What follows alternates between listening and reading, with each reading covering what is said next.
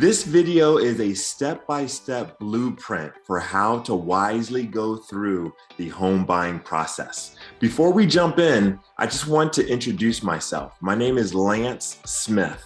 I'm a licensed mortgage loan officer, NMLS number 2082648, and I have the heart of a teacher.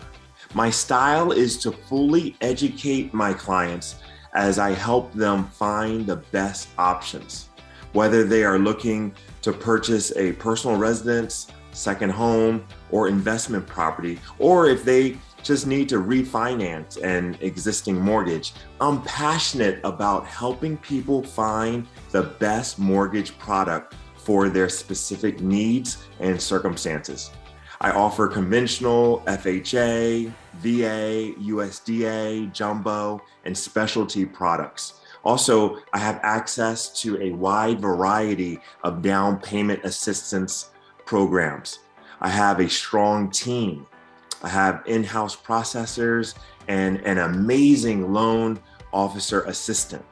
Our team, led by Glenn Brawley, has combined experience of over 25 years and has a solid track record of fast closings, always less than 30 days, and excellent customer service.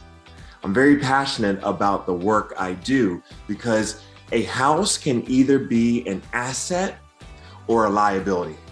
Home ownership, when done correctly, can be a blessing, but when done incorrectly, can be a curse. And so I'm very passionate about teaching people how to wisely go through the process of preparing for home ownership, how to wisely build financial wealth through real estate, how to wisely make moves regarding real estate, because the most effective tool for building generational wealth is real estate. In fact, research studies have shown that around 90% of current day millionaires in the United States became millionaires through real estate. So I'm very passionate about this video because in this video, I'm going to take you through a step-by-step blueprint for how to wisely go through the home buying process. I call this the real life Monopoly game. So let's jump right in. Step number one is track and plan your money. Track and plan your money. You see, in order to become prepared to buy a home, one of the first things you need to do is make sure that you are financially stable. Because home ownership comes with a lot of financial responsibility, and you need to be financially stable in order to handle the financial responsibilities that come with home ownership. So how do we become financially stable? Well, one of the things we must do is track our money. You have to track your money because tracking your money will enable you to become aware of how much money is coming in and how much money is going out. That awareness helps you to control your money. Because in order to control your money, you must understand and be aware of what's coming in and what's going out. And when I say control your money, I mean budgeting, right? What is a budget? A budget is basically telling your money where to go instead of wondering where it went. In order to budget your money, you must first become aware of the amount of money that's coming in and the amount of money that's going out. You have to track your money because tracking your money builds awareness, and awareness builds control. That control will enable you to budget properly, and that will lead you towards financial stability. If you need help with personal finance or money management techniques and how to effectively do a budget and how to become financially stable, I highly recommend that you search Dave Ramsey on YouTube and on Google. Dave has a ton of great techniques. For example, one of the techniques he teaches is the envelope system, which is an amazing system for managing your food budget. Also, he has a program called Financial Peace University, which is offered in many churches as well as other types of institutions, and it is very useful. So step number 1 is track and plan your money. Step number 2 is nurture your credit. Nurture your credit. Your credit score and your credit report is very important in the mortgage process. So it's important to nurture your credit. You want to start early to do things that will help you to maximize your credit score. When I say credit score, I mean the FICO credit score. There is another type of credit score called the Vantage score. But for mortgages, the most common type of credit score is the FICO score. And what makes up the FICO credit score? 35% of your FICO credit score is based on your payment history. That is why it is very important to pay your bills on time. You have to pay your bills on time. If you think you're going to be late, call the company ahead of time and try to work something out, or try to reach out to people that can help you. You do not want to pay your bills late. You want to pay your bills on time, because 35% of your FICO credit score is based on your payment history. 30% of your FICO credit score is based on your credit utilization, which means the percentage that you are using of your total available credit. So try to use only a small portion of your total available credit. If you can keep your credit utilization under 30%, that will be great. If you can keep it under 9%, that will be even better. 15% of your FICO credit score is based on your credit history, meaning how long you have had credit accounts open. 10% of your FICO credit score is based on new credit, meaning how much of your available credit is new credit. And the remaining 10% of your FICO credit score is based on your credit mix, meaning what's your mix of loans, such as installment loans as well as revolving accounts. Basically, they want to see how well you pay back different types of debt. But really, the main two things is your payment history and your credit utilization. Those two put together make up 65%. 65% of your credit score is based on your payment history and your credit utilization. So make sure you pay your bills on time and only use a small portion of your total available credit. You can obtain a free copy of your credit report from each of the 3 major credit reporting bureaus every year at this website, annualcreditreport.com. It is the official credit report website that the federal government endorses. If you have bad credit, don't worry. We can work out an action plan to improve your credit. Your credit score is a measure of how well you pay back debt, and your credit report tells the story of how well you pay back debt. So number 1 is track and plan your money. Number 2, nurture your credit. And now number 3, select a lender. I'm a mortgage loan officer. I would love to work with you. Feel free to contact me. And before you go reaching out to lenders, I would recommend that you get a sense of the current typical rates in your area by using the CFPB rate checker. You can Google CFPB rate checker, and it will take you to the website where you can put in the details of your situation, such as your credit score range, your state, the home purchase price, the down payment amount, the rate type, the loan term, and the loan type. And then the CFPB rate checker will give you the typical current rates that are being offered in your area. So it will give you a general idea of the typical current interest rates that are being offered in your area, and then find a lender. Of course, you want to find someone who is experienced, someone who has a proven track record, but also just as important as their experience is their personality. You want to find a lender who is experienced and who has the heart of a teacher, someone who's going to explain things well to you, someone who is going to respond to you quickly, someone who is passionate about guiding you and teaching you every step in your journey to home ownership. So number one, track and plan your money. Number two, nurture your credit. Number three, select a lender. And now, number four, get pre-approved. It's important to get pre-approved before you go house hunting. You want to get pre-approved because by getting pre-approved, you will be aware of exactly how much house you can afford.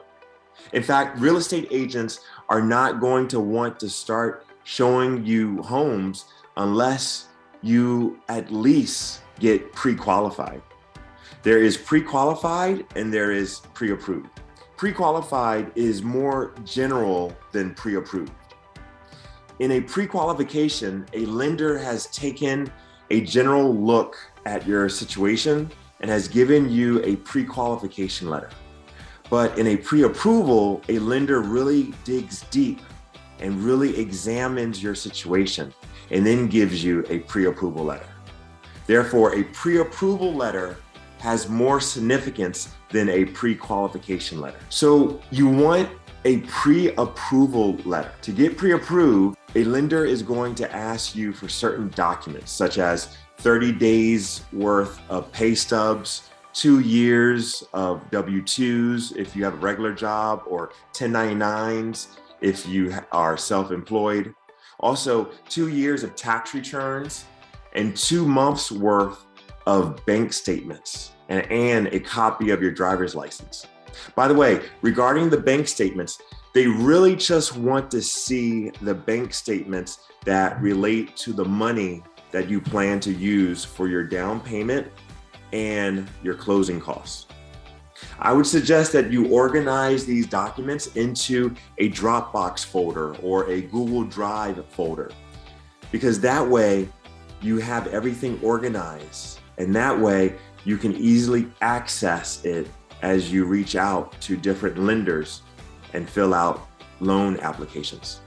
So number one, track and plan your money. Number two, nurture your credit. Number three, select a lender. Number four, get pre-approved. And now, number five is compare loan offers.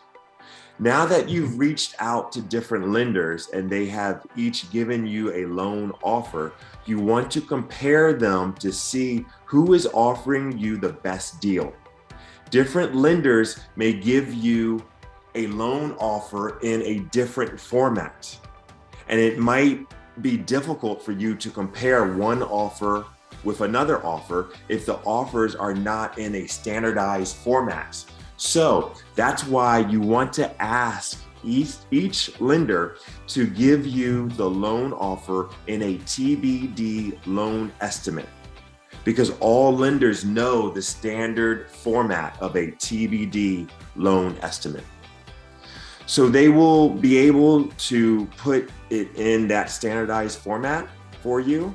And in that way, if you have all your loan offers in the standard TBD loan estimate format, it's going to make it easy for you to compare the interest rate and the cost of each offer. And by the way, you want to compare the lender's fees as well as the lender's interest rates. Don't just look at the interest rate. Also look at the lender's fees as well, because you have to look at all of that in order to really compare and see which one is giving you the best offer. Also, take note of the personality of each lender. Do they have the heart of a teacher? That is important, because if you don't enjoy working with them now, you're definitely not going to enjoy working with them as you go deep into the mortgage application process. So you want to find someone that has the heart of a teacher, someone that's patient, someone that responds quickly. Now, step number 6 is select a real estate agent. The same main rule when selecting a lender applies to selecting a real estate agent. You have to find someone who has the heart of a teacher as well as being very experienced. So now, step number 7 is you go house hunting. Make sure you follow your real estate agent's MLS updates because their MLS updates are more accurate than the public websites like Zillow and Redfin. Maintain a notebook of things you like and dislike about each house because as you go house hunting, you're going to notice things and you want to maintain good notes regarding what you like and what you don't like about each house. Don't rush into this. You want to find a house that you really like. So you want to keep a notebook so that you will be able to look back and remember the key characteristics of each house. And make sure you do not get emotionally attached to any house. This is a major purchase, and you want to make sure that you're making a wise decision when you purchase a home. So you have to be careful to not allow your emotions to cause you to make an unwise decision. Step number 8 is prepare and make an offer. Ask your agent how you can make your offer more competitive. Smart agents will have good techniques regarding how to make your offer very competitive. Consider writing a compliant offer letter. Basically, consider writing a letter to the listing agents, a letter in which you share your heart regarding why you like the house. But make sure that you don't violate any fair housing laws, though, with that. So make sure that it's compliant. Talk to your agent about making sure that your offer letter is compliant. Also, here's another tip. Ask your lender to call the listing agents because that will add more confidence in the eyes of the listing agents regarding your financial stability and your ability to really close on the house. Although they will have your pre-approval letter, if you get your lender to call the listing agent, it will even add more assurance that you are a good borrower and that if they accept your offer, your financing will go through. Step number 9, get a home inspection. So in a home inspection, a certified home inspector examines the house to identify any issues. Step number 10 is negotiate terms. So based on your contract and based on the home inspection report, at this point, you might be able to renegotiate the terms based on what is found in the home inspection. If there are certain things that need to be fixed, you might be able to renegotiate your terms at that point. It depends on the terms of your offer. Step number 11, understand the underwriting process. So if everything else pans out and you go into the underwriting process, that's when they really go deep into evaluating your loan. So already you have a pre-approval, but now they go deep into working towards giving you a full approval. Step number 12, understand the appraisal. The lender is going to order an appraisal because the lender is not going to lend money to you based on an amount that is more than the appraised value. Understand the appraisal when the appraisal comes in. If the appraised value is more than the purchase price, then you're good. But if the appraised value comes out to be lower than the purchase price, then that's going to be an issue. In that situation, you're going to have to work things out because the lender is not going to lend based on an amount that is more than the appraised value.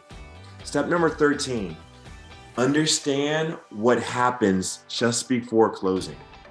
Just before you go to closing, they're going to give you a closing disclosure. And it's important that you review the closing disclosure and compare it to the loan estimate and ask any questions. Ask about anything that you don't understand. You have to make sure that you understand these documents.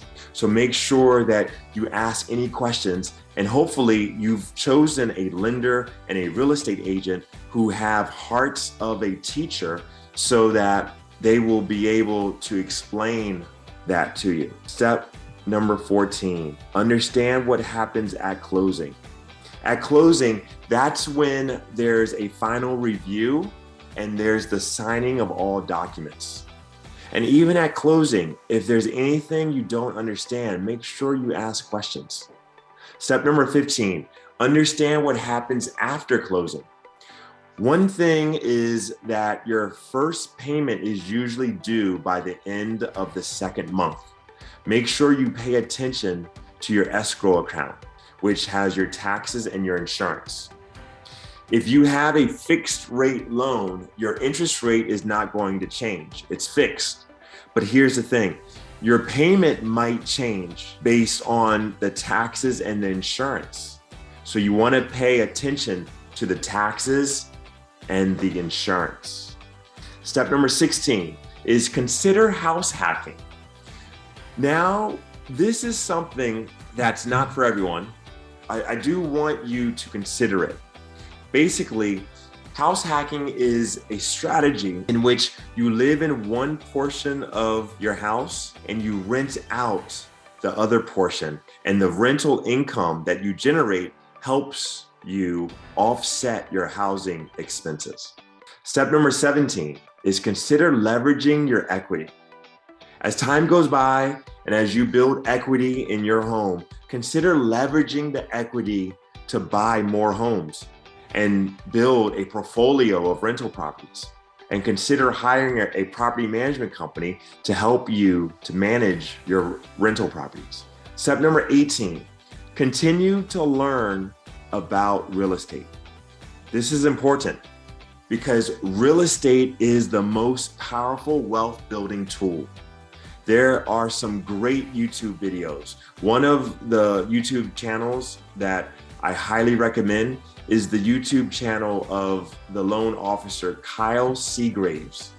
His YouTube channel is called Win the House You Love. In fact, a lot of the information for this video came from Kyle's YouTube channel. So I highly recommend that you check out Kyle's YouTube channel, Win the House You Love. Step number 19 is check out my website, loanofficerlancesmith.com.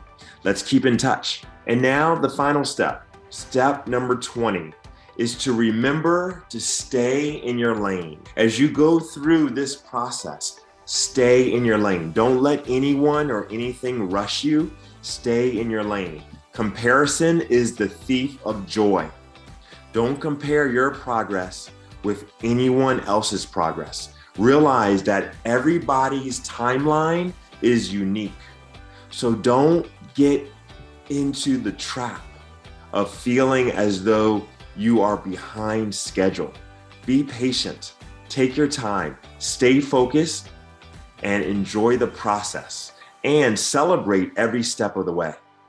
So there you have it, a step-by-step blueprint for how to wisely go through the home buying process. If you have any questions, feel free to contact me at any time.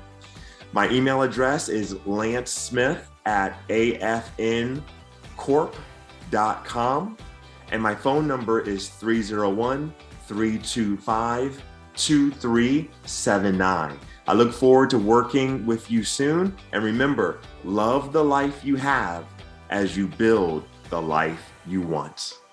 God bless.